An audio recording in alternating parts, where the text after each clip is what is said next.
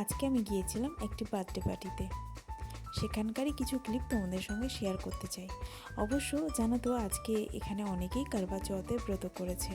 আমি একবার করেছিলাম, তারপরে আর করা হয়নি। যাই হোক, যেটা বলছিলাম, আজকে যে বার্থডে পার্টিতে গিয়েছিলাম, আমার মাম্মাম ভীষণ এনজয় করেছে, সঙ্গে আমিও করেছি। আর সেখানে খাওয়া দাওয়া তো একদম দারুণ ছিল। প্রত্যেকটা রান্নাই কিন্তু রেখা ভাবি নিজের হাতে রান্না করেছেন।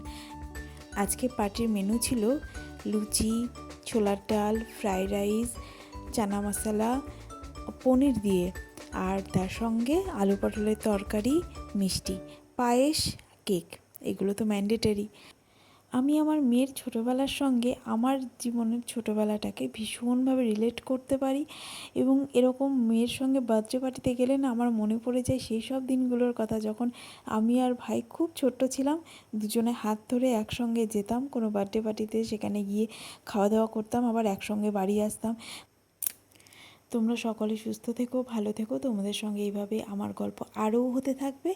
কিছু ফটোস তোমাদের জন্য থাকলো, দেখো, আশা করি তোমাদের ভালো লাগবে।